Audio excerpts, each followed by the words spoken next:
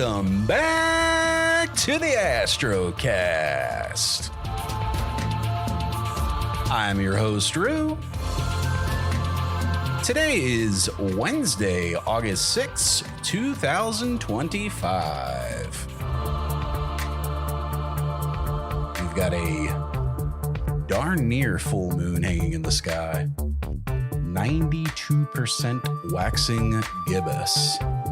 I've actually got a couple of corrections from last week's episode that I might as well go ahead and get right out there. I mistakenly said it was new moon. It was not new moon. So, quick story on that was the last time I had seen the moon, it was just past new moon, and it had been cloudy for pretty much that whole week that I was sick, and I just didn't have a chance to get out under the stars. So in my head, it was still new moon. In reality, we were halfway through another moon, so definitely not a new moon. And the other thing that might be a little bit more important that is definitely worth mentioning, when I was talking about the settings that I was using for the rocket launch photos, I mistakenly said that I was at F4, when in reality, I had stopped it all the way down to F16. And that's a really crucial point to make. I think in my head, I was thinking with that lens, I usually do stop down to F4 just to start sharpen up the stars a little bit. But had I gone with F4 for 3 minutes, even at ISO 200, I would have overexposed the heck out of that photo. So if you heard last week's episode or saw it, and you are thinking about doing a rocket launch shoot in the near future, and you wanted to use similar settings to what I did, make sure that you stop your lens down quite a bit, because if you leave it at F4 and go for 3 minutes, you will be sorely disappointed. So thank you guys so much for tuning in this week. Thank you to many of you who tuned in last week on YouTube. I want to point this out because I don't think a lot of people know I am occasionally putting out video episodes lately. And if you heard a few things that sounded a bit confusing on last week's episode, that's probably why. I will try to do a better job of just saying up front, hey, this is a video if you want to go watch it, instead of just putting it in the show notes and hoping that somebody looks, because we got pretty much, I guess, like our normal number of listens last week, and maybe like significantly less than that on the actual YouTube channel. And I get it. Like, YouTube is there for so many other astrophotography things that we all love to watch and enjoy. And this is a podcast. So again, it's always going to be predominantly an audio only podcast, but every now and then it's fun to put out a video episode and just share some of the photos that we collectively gather. And to that point, I'd like to put a little call to action out to all of you listeners. If you happen to catch the episode prior to last week's, where we did a video episode, I think it was 3 weeks ago, you may have noticed that I put a lot of the photos that our Patreon members had submitted in our Discord channel over the past year, honestly, quite a long time. I just wanted to throw that out there for everybody. So if you have an image that you would like to share and have me put it up on whenever our next video episode is, please feel free to email me a copy of it. You can send it to ruastrocast@gmail.com. And, just include any details that you'd like to. You don't have to include all the details, but if you'd like to, I would be happy to discuss the details. And it might just be, I put it up in the background for a minute and then move on to the next thing without even talking about it. It just kind of depends on the edit that week and what have you, because obviously edits take a lot of time with video, and that's why I predominantly stick to audio. But anyway, I hope everybody's doing well this week. I am preparing for a dark sky trip that is going to be coming up in the next few weeks. I'm very excited about it. I'm actually going to a place that I have never been to before. I'll be going up to Wisconsin and meeting up with some friends up there. Super duper excited about that. And it'll be nice dark skies. And I guess I just got to really hope that it's clear out. So I think from what I've seen, this time of year is usually pretty good. But I think, anywhere in North America is going to be kind of hit or miss in, the late summer months. You might get clouded out, you might not, but all we can do is hope for the best. And to that point, I wanted to talk a little bit about travel rigs today, because that's something that longtime listeners of the show may know that I am a huge fan of portable setups. And I think there's nothing better than having like a Rokinon 135 rig that can just easily break down and, collapse into a very small area that you can take with you anywhere.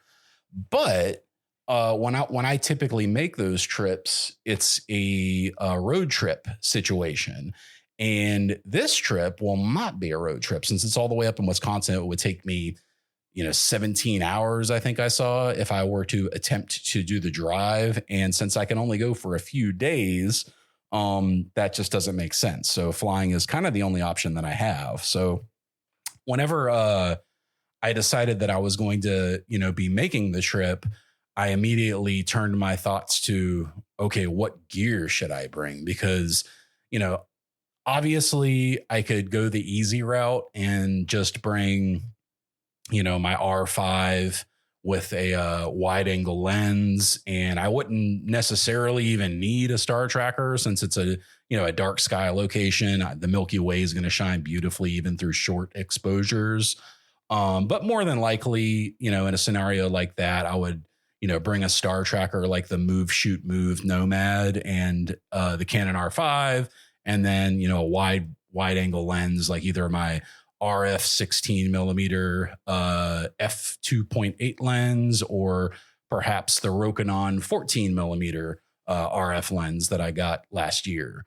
And those are great options for sure. And I certainly would not be disappointed with that. I could probably even go with a little bit of a longer field of view.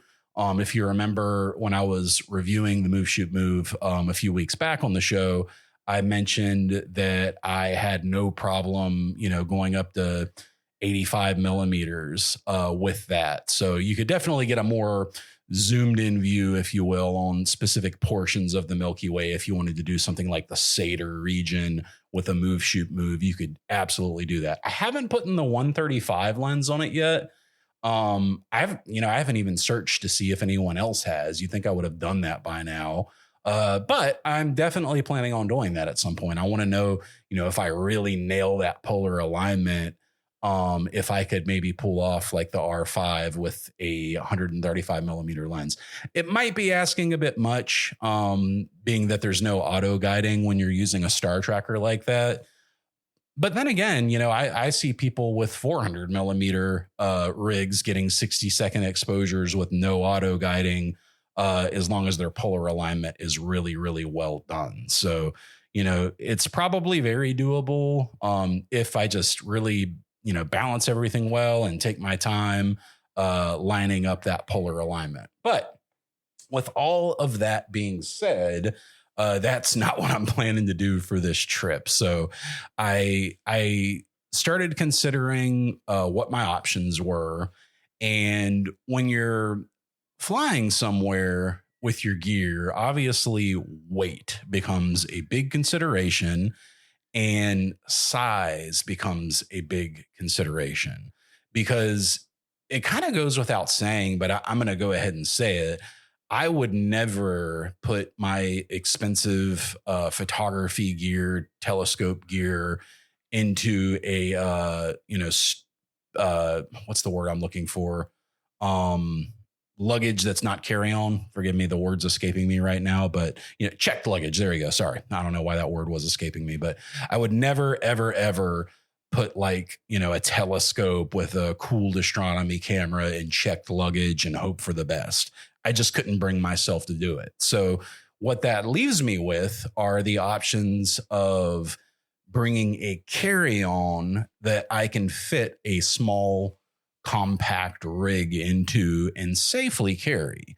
And once you start thinking about it that way, you have to think about all the possibilities that you might run into. And this is something that we discussed with Mark, who came on the show a little over a month ago when we discussed his trip to the Atacama Desert.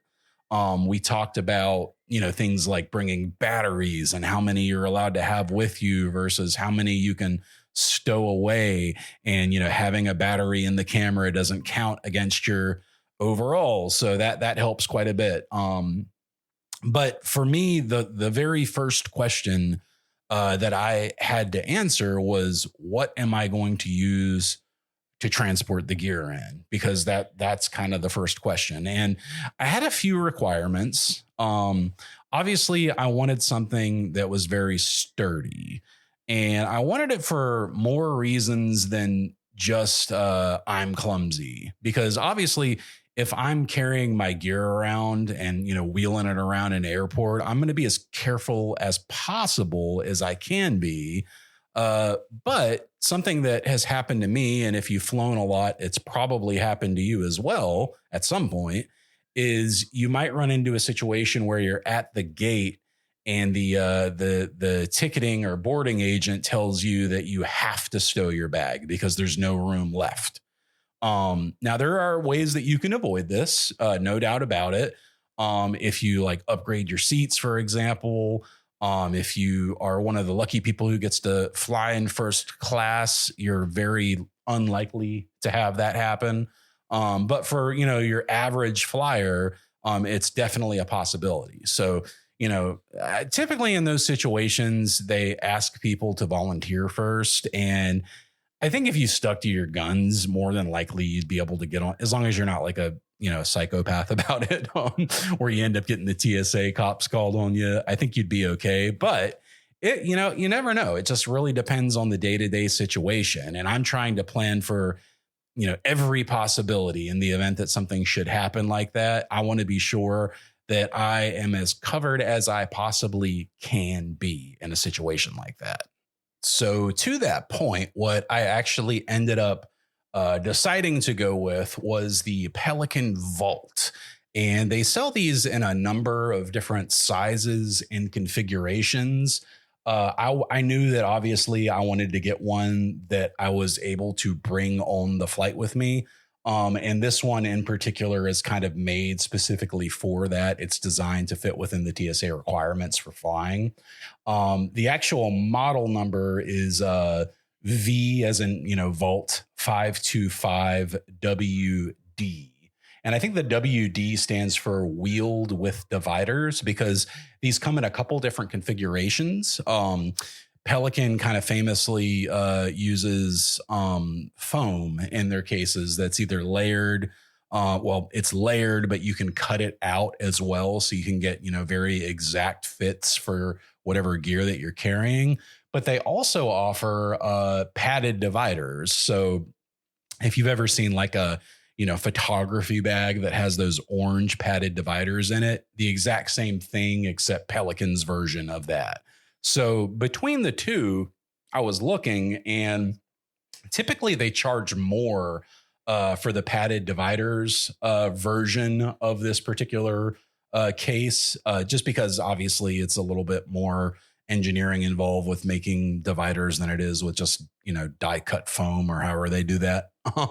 So I figured, that's generally the more expensive between the two. I think there's like a $30 premium that you pay if you get the one that has the padded dividers. But luckily for me, I was shopping around on this for quite a while, and B&H Photo had a version of this that is gray with the padded dividers, and it was nearly 25% off normal. So, normally $189, and they had it on sale for $142. So, $142 for a Pelican case of that size is pretty impressive. So I jumped on that. I will say I would like to still get the foam for it. And it looks like they do sell replacement foam insert kits. So really, it's just as easy as pulling out the photo dividers and putting in foam if I decide that I want to do that. I haven't done my mock pack through yet where I see how and if everything will indeed fit in this container that I need to bring. Um, and that kind of brings me to the next point. So obviously I've got this nice Pelican container that I can use to pack up all of my gear. And what my goal here is to bring my refractor. So I would like to bring my ASCAR SQA 55 astrograph with me, because that's, obviously the highest quality lens or telescope that I have for deep space astrophotography. And therefore, ideally that's what I want to bring. That I want to obviously bring in astronomy camera. So I'll probably bring the 585 MC Pro, just because it pairs up so well with that particular telescope. And then, anything else beyond that I can bring is just icing on the cake. I'm going to have to play around with it a bit and see how things fit. And it may require me to disassemble a little bit of the telescope. Like, for example, I've got, there's 3 different areas on that scope where you can hook up things like, finder scope shoes and different hot shoe attachments, etc. On mine, I have the guide scope on top, the autofocuser on the side, and then on the other hot shoe area, or cold shoe, I should say, I've got my ASI Air mounted. So the ASI Air is super easy. You just loosen it up, it slides right off. But the focuser, that sticks out a little bit. Obviously, the guide scope would come off, and I would set that down. I don't think that'll be too bad. The thing that I was really struggling with was the mount situation. So I knew that the Star Adventure GTI would not really be a great option for me to bring with this, and for several reasons. The biggest of which would be counterweights and the counterweight bar. Those are 2 things that take up a lot of space, and they bring a lot of weight along with them. So luckily for us, we live in a golden age right now of mount heads, and with harmonic drive mounts getting smaller and smaller every day, that do not require things like counterweights and counterweight bars for smaller payloads, we are able to do that. So to that point, we've added an AM3 into the mix, and that will be coming along for the trip to, steer the ASCAR SQA 55 into beautiful dark new skies. And that's just got to be part of this mock pack through that I'm going to be hopefully doing this weekend, is what my plan is. So I don't know for certain if everything's going to fit yet. Just looking at the case, it's not as big as I had hoped that it would be. I think it's like 13. And in fact, give me just a second. I've got the specs right here. All right. So it's actually 22 by 14 by 9. So, it's not small by any means. And that's the exterior. I'm sorry. The interior size is almost 20 inches. So 19.9 by 10.6 by 7.3. So I do know that the AM3 meets all those requirements in every which way that you fold it. So that shouldn't be a problem. It's really just a matter of, getting the scope on one side, getting the AM3 on the other side, and then having that other third or corner of the case open enough for things like guide scope, the ASI Air, the ASI 120mm Mini, all the little bits and bobs that I'm going to have to bring along with me as well. Filter, obviously, if I want to bring one. Maybe I can go full broadband out there or just use a UV IR cut filter, but that we'll have to see. But I don't need to worry about things like, cables, power supply, all that kind of stuff. I'm just going to put in my book bag. So my goal here is to, bring along the case, obviously, with all the photography gear in it, and then have a duffel bag or book bag as my second carry-on item, and then put, my clothes, medications, and, any power supplies and all those sorts of things in there. I'm only going for, I think, 3 nights, so don't need a whole lot of clothes. We're going to be in the middle of the woods. If I got 3 clean pair of underwear, I can wear 1 pair of jeans and bring a pair of shorts and then a few t-shirts. That should be plenty for me. So I'll let you know how it goes. Like I said, I'm going to do the mock pack through this weekend, and I'm hoping that that'll go well. I do have a flight that includes 1 checked bag. So, if I ran into a situation where I absolutely had to, I could, put all my clothing and like stuff that I wouldn't die if, it didn't make it to the airport, in 1 bag, and then bring all my important stuff in the other bag instead of bringing, everything in the case in the 1 book bag or duffel bag. So also I need to look at the, size requirements, because I've seen people with their second carry-on item bring like full size duffel bags on the plane before. And I mean, I don't think I would go that route, just because I could see that, running into trouble at the gate, but yeah, who knows? We'll see. I have pretty much done everything I can to prepare. I got my real ID taken care of. If you didn't know, they enacted this law where you got to have these like federally verified driver's licenses or ID cards to board a plane now, unless you have a passport. I do have a passport, but it expired and I need to renew it. Actually need to do that pretty soon because we're planning a trip to Portugal next year. So very, very much looking forward to that. But that's a story for another time. I do wonder when we're in Portugal if we'll be able to visit any dark sky locations, or if we're going to be staying strictly in bright areas like Lisbon. I guess time will tell on that one, but I should probably ask my father-in-law, who is very much Portuguese, if he knows if we'll be going to any areas like that. So definitely looking forward to this trip, though. I'm super duper happy to be doing it, because honestly, I didn't think I was going to be making a dark sky trip this year, but as things turned out, it's going to end up working. And so definitely looking forward to it. I'll keep you guys posted on how it goes, and obviously share any photos that I hopefully come back with afterwards. So super duper excited to try out the AM3. I will say, crazy enough, after I shared that with some members on the Discord, one of our members pointed out that there is a different mount out there that's available now that is also a harmonic drive mount.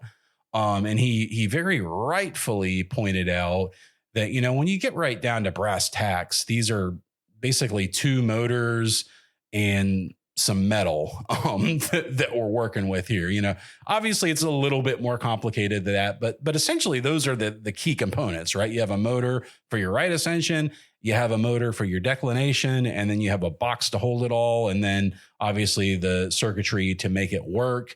And then, any software, or, if you're lucky enough to have like encoders, obviously that adds some costs. But, realistically, it's not really that complicated of materials that go into these mounts. And to that point, he actually mentioned to me a mount that he had purchased, and I had heard of it before, but I'd never actually looked into it. So the mount in question is called the Jouet 17. I believe they actually have 2 different models. Jouet does. One is lower and one's higher. I think the 17 is the one that holds the bigger load, if I'm not mistaken. I could be wrong about that, but he very much compared it to the AM5, except it's much, much cheaper than that. So now, obviously, this is going to kind of vary a bit right now because of the tariffs situation. So, if you're in the US listening to this, take it all with a grain of salt, because God knows the prices might be very, very different depending on where it's coming from. But this is a Chinese made, astronomical equatorial mount that uses the same harmonic drive system that the AM5 and AM3 use. But it goes for, just under $1,000. So, significantly less expensive. It does 28 pounds without a counterweight. of load. And then if you add the counterweight on, you can get up to, I believe it's 38 pounds. And so he actually owns one, and he spoke very, very highly of it. Said he's had pretty much no trouble out of it whatsoever. It's been a great mount. And I'm inclined to believe him, because I actually went and watched some reviews. I think I saw one review where somebody had it and it was making like a god awful noise when they tried to move the declination motor. But luckily they were able to reach out to the customer support for Joy, and they walked them through fixing it. So they just had to correct one simple wiring within the mount itself. And once they did that, they were good to go. So definitely worth looking into.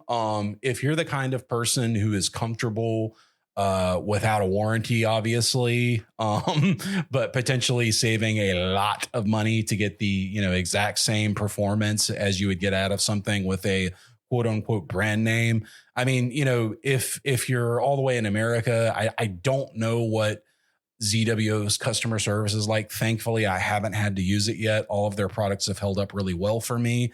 And I just haven't had a need to reach out to them.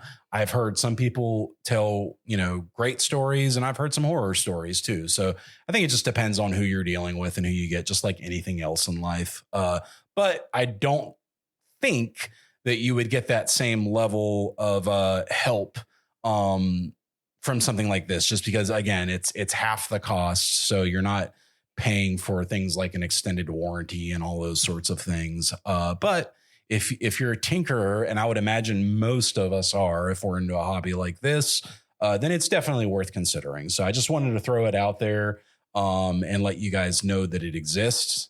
And a special thank you and screw you to Nathan for letting me know about it after getting an AM3. I joke, of course, but big thanks to Nathan for shouting that out. And definitely something that I'll have to consider in the future if I end up in a spot where I need something like an AM5 to carry more weight, which, might end up being a thing at some point with the C8 and everything. Actually, I mentioned on last week's episode, I believe, that I was 3D printing a mount piece for the autofocuser on the C8.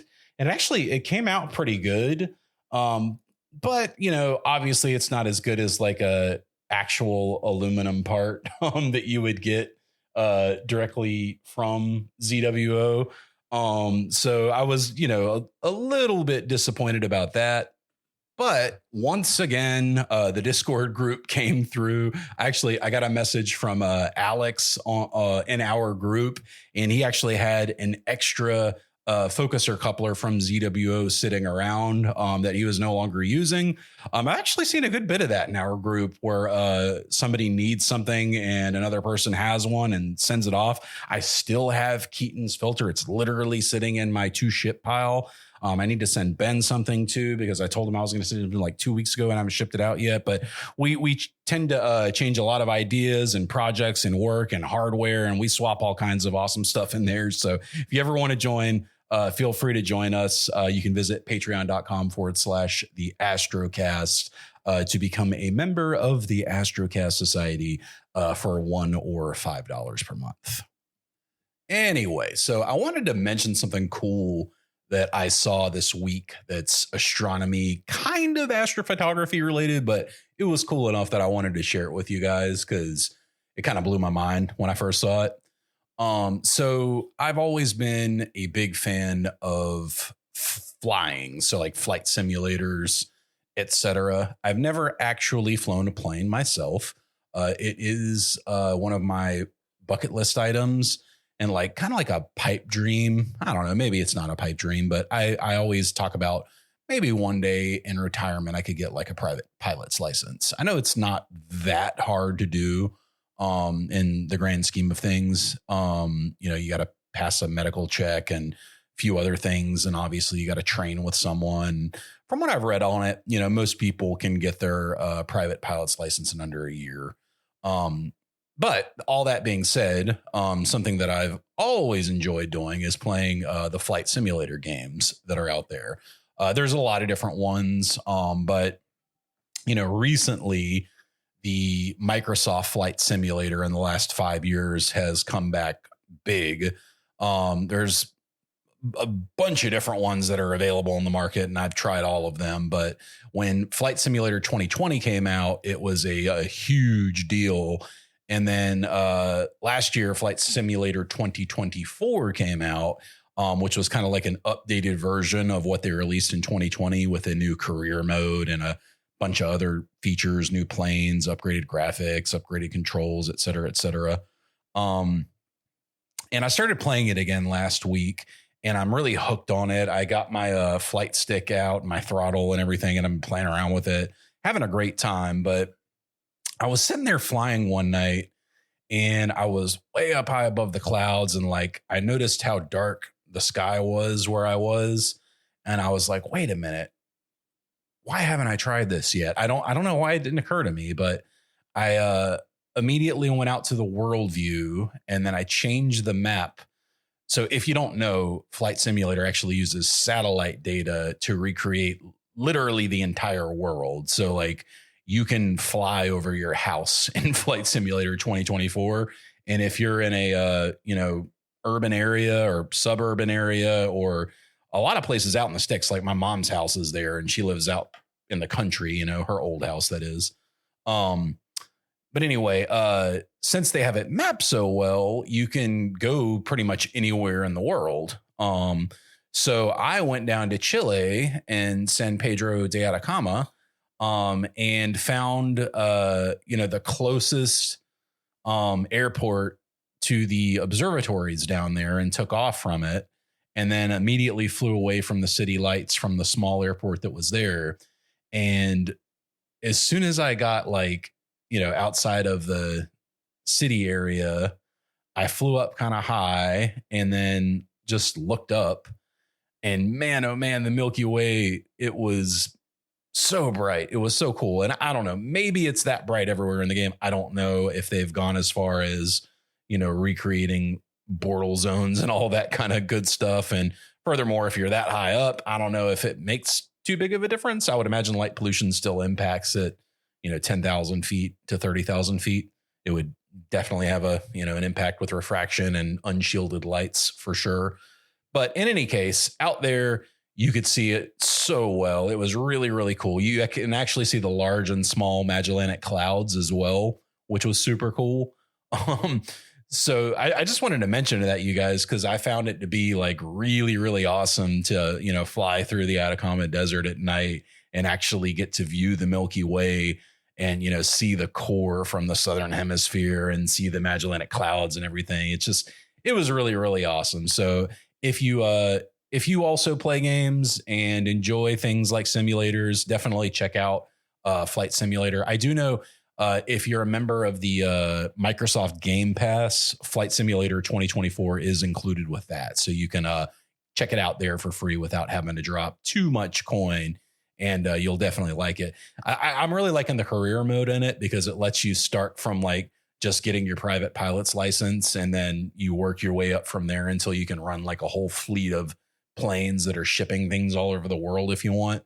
I'm currently I am the guy who can let parachuters jump out of their plane. And I think I just got the ability to pull advertisements behind my plane in front of the beach like those planes do the other night. So that's where I'm currently at in my career mode with Microsoft Flight Simulator, but give it a try sometime if you like, and check out the Milky Way. Has anyone seen this? I guess it's not super new now, but the Ultracat 108 refractor from William Optics. This is like an insane telescope, what they've done here. So they've kind of taken what I would call like the really popular astrograph design that we've seen from so many companies like Askar, for example. That's the quintuplet element, astrograph that's, affordable, but gives really good image quality. And they've kind of just blown it all up to a ridiculous size. So 108 is as in 108 millimeters, which equates to a, 4.25 inch aperture which again it's a pretty good size for like a quintuplet astrograph. You know, obviously there are companies like Askar that do make larger aperture telescopes, but I don't think that they are quintuplet astrographs. Those are huge aperture, but the quality is maybe not quite as good. The other thing about it, which is nuts, is that its image circle is 60 millimeters, which, if you don't know, the size of the image circle on the telescope basically determines how big of a sensor you can use whenever you're connecting your camera to the telescope. And obviously, with something like an astrograph that isn't used for visual, viewing of space, visual astronomy, I should have said, that becomes very important. And with a 60 millimeter, you can not only use an APS-C sensor, you can not only use a full frame sensor, but you can actually use a medium format sensor, which is just an absurdly large sensor that, you know, nowadays I'm not going to say that medium format's not popular, because it certainly is, very popular amongst certain crowds. But it is very expensive, prohibitively so for most of your prosumer photographers. Like even somebody like me who, has spent a great deal of my hard-earned money on cameras like the Canon R5, that still is just a full frame camera. And to go to a medium format camera would require such a large investment. If I wanted to, use modern tools like a modern, fast camera that's medium format, new glass obviously would be a big part of it, having to replace lenses that are made to work with a medium format camera. But obviously the idea here is that since it's a medium format sensor, it's much larger than even a full frame sensor is concerned. So you just get so much more detail in your sensor than you otherwise wouldn't be able to pick up. And I don't know, it seems kind of crazy to me. Like when I think about some of the best quality sensors out there for astrophotography, APS-C is what often comes to mind. I mean, the ASI 2600 is an APS-C size sensor, whether it's the color or mono variant. And then, if you go up from there, I believe you get to the ASI 6200, if I'm not mistaken, which is the full frame variant. Yeah, so the 6200 is the full frame version, and that's currently going for around $4,000 US. And you can go up from there. ASI actually does make a medium format cooled monochrome camera that they claim can even be used for scientific research. But yeah, a medium format cooled astronomy camera. I mean, that's really what you would want to pair with something like the UltraCat 108. And, I'm trying to think. I think most folks probably spend similar or more on their camera than what they do to their telescope. Obviously, that's going to vary a lot, and it depends on the type of scope. But if we're talking about like small refractors, which are popular for wide field astrophotography, I would imagine most people probably spend about the same or more on their camera than they do compared to their glass. But that is definitely not the case with this one, and it's not cheap on either side. So, I mean, if you took something like the William Optics 108, and that's going for $3,800, and then you wanted to combine it with the 461 camera, good Lord, how much is it? It's $14,800 for the ASI 461 and yes, of course it's monochrome. Because if you were paying 15 grand for a camera, you better believe that you're going to be paying for a filter wheel. There's a question: what kind of filters do you need to use with a ASI 46 or a medium format camera? So it looks like you need 50 millimeter square filters at minimum to avoid vignetting with a 461 camera. And just to be clear, it's not just ASI that makes 461 medium format cameras. QHY does as well. Like most things, you don't always have to go with ZWO. QHY makes excellent gear as well. And if you use software that is outside of the ASI Air platform, then you can use whatever camera you want. You're not locked down into the ZWO format like those of us who predominantly use the ASI Air are. To that point, I was looking at the mini PCs earlier today just because I happened to be on Amazon. I was purchasing some more filament for my 3D printer for a project that I'm working on. And I'm finally running out of my first roll on this thing. I guess I don't use it as often as I hoped I would. I still do use it quite a bit, but it takes me a while to go through a roll because I don't print big stuff very often.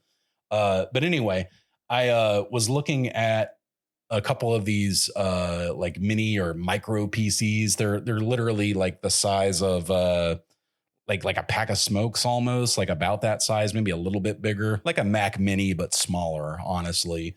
And they have those for as low as $118 now.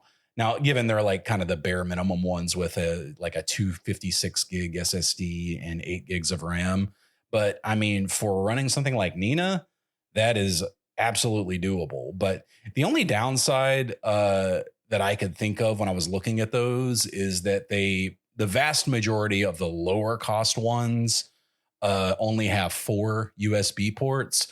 And I know you say to yourself, well, the ASI Air only has 4 USB ports. That's true, but it also has those DC power ports that we can use to run things like dew heaters. So if you wanted to use something like that as an inexpensive option to run your rig,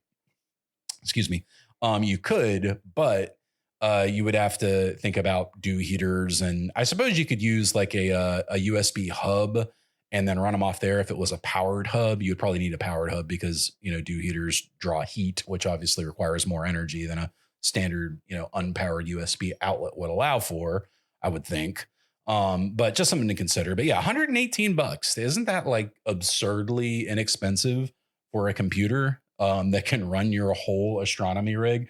I'm super tempted to look at those, but the only thing that worries me with them, and I may have mentioned this before a few weeks ago, if I were to put one of those in my observatory as my, full-time remote computer that I use to run all my sessions, I worry that I would imagine the vast majority of these don't even have fans in them because they're so inexpensive. They're probably passively cooled because they use these, mobile CPUs that just don't really get that hot, but, don't get that hot is, not going to work so well when it's 110 degrees in the South in the middle of the summertime. I'm sure it'd be perfectly fine for, 9 months of the year, but for the real hot months like we're dealing with right now, that could definitely spell trouble if things start to melt and warp. So I don't know if any of you guys have one of these micro PCs that are fanless or otherwise,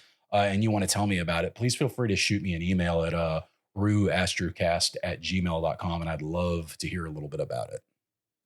As far as events that are happening in the night sky for the rest of August, we have a couple of interesting things that are happening. One thing in particular, I rarely actually pay attention to these, but I think statistically speaking, they are somewhat rare, not on an astronomical timeline, obviously, but in a human lifeline timeline. We have a black moon occurring on August 23rd.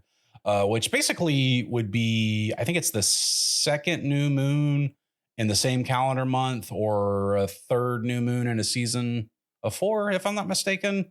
It is a fairly rare cosmic occurrence, but that will be happening this month. So something to keep an eye on. Obviously, we're happy for any new moon that happens to come by every 28 days, but the black moon is a somewhat rare occurrence. So outside of that, we got the Perseids. Those will be peaking August 12th through the 13th overnight.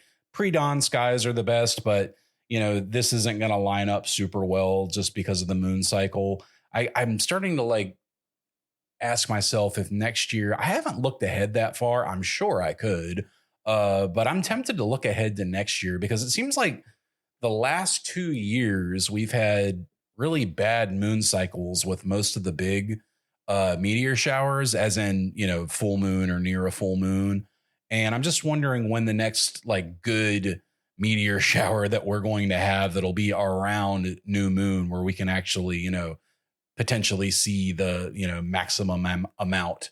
Because I'd love to go out and watch a good meteor shower. It's been a few years since I've actually, sat back on a hill and stared upward and watched for hours at a time. And I love to do it. But, if it's a 3/4 moon, I'm not going to bother just because you can barely see anything when it's that bright out. I mean, sure, you can see some of the brightest ones, but honestly, you're just as likely to see a really bright one like that on any given night of the year. The kind of the magic of a meteor shower, in my opinion, at least, is just the fact that you can see so many meteors in just one night. And that's what really makes it fun.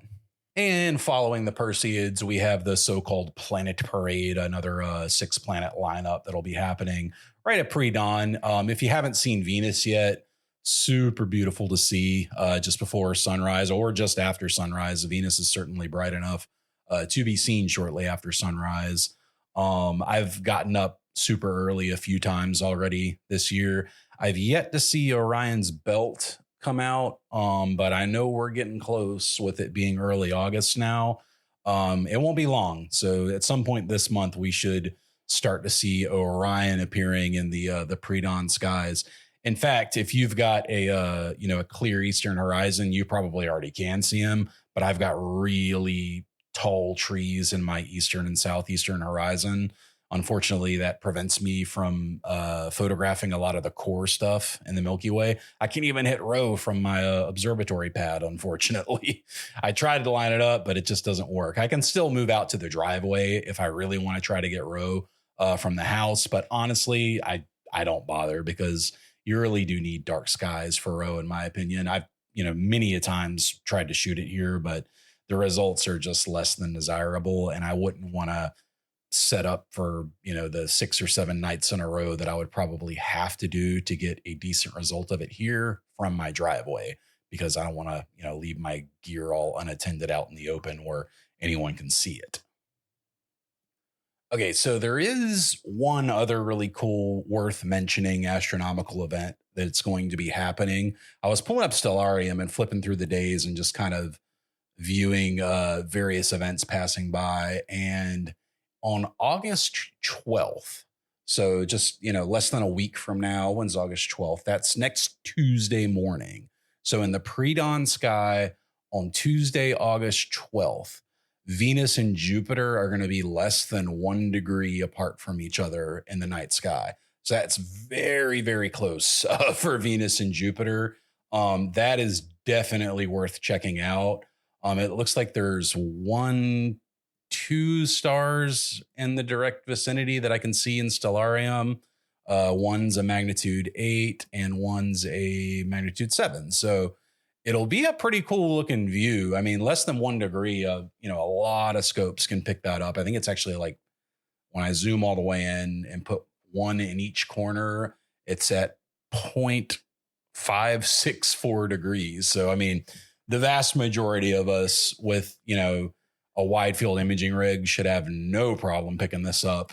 And I wonder if you could get this in a Schmidt. I definitely wonder. I see lots of Starlink satellites zooming by too, unfortunately. So you can probably expect to see 1 or 2 of those. But I mention it because that's super cool. All 4 of the Galilean satellites will be easily visible as well at that time. So it's definitely worth checking out. Venus is nearly full. I think about 3/4 full in her current cycle. So if you get a chance to, and you have clear skies that morning, that is certainly worth waking up early for, so you can check it out. I know I will most certainly be doing that. I love seeing Venus anytime that I get a chance to.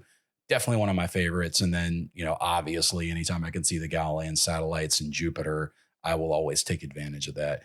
Probably be a really beautiful thing to check out with your binoculars too, because, knowing that we can see, Jupiter so well through binoculars, I think that would be quite a cool sight to get Venus and Jupiter in the, same viewing of your binoculars. And you should be able to, like you say, if it's 0.6 degrees apart from one another, that's a pretty narrow field of view. So let me know if you guys get any cool pictures of it. I'm starting to kind of plot and scheme in my head how I want to take this shot. It's so tricky with planetary because it's, obviously you're not just going to take an hour exposure. That'd be pointless. But you could, go into your ASI Air and then downsize the video resolution a little bit. And that kind of tends to zoom your view in a little bit. And then, record 10 minutes of video and then stack the frames. I wonder if that might come out well. I haven't experimented a whole lot with planetary. I have used like Sharp Cap and Fire Capture and those various tools, predominantly for lunar stacking when I've done like mineral moon shots. But now, obviously, that I've got, man, I wish I had the the C8 ready to go. This would be a really, really good time. Maybe I'll throw it on my mount and just put, because I do have eyepieces. Maybe it'd be worth just checking out visually. I mean, why not, right? Just throw it on my mount and slew over there and just have a look at it through my eyepiece. I don't know. I'm gonna have to think about it. I'm kicking around a few ideas in my head already, trying to decide what would be a good method for this. But I want to make sure you guys are aware of it, so you're aware too. At a minimum, take a photo with your phone. It's going to be really pretty and they're going to be super duper close together. So if you can get your scope up and you got, a nice clear morning, that's certainly worth checking out. And if you do happen to get a really cool photo of it, please email it to me at astrocast@gmail.com because I would love to check it out. All right. Recommendation for this week. I could go in a couple different directions. I suppose you could say Flight Simulator is an easy recommendation, but I won't cheap out on you that way, even though I totally could because it's got super cool Milky Way views in it. But my recommendation for this week is going to be something that finally came back after all these years, and it is just bringing me all kinds of smiles this week. I very, very, very much enjoyed the show growing up and before it went off air, and I believe 2009, if I'm not mistaken. I always mess up the date.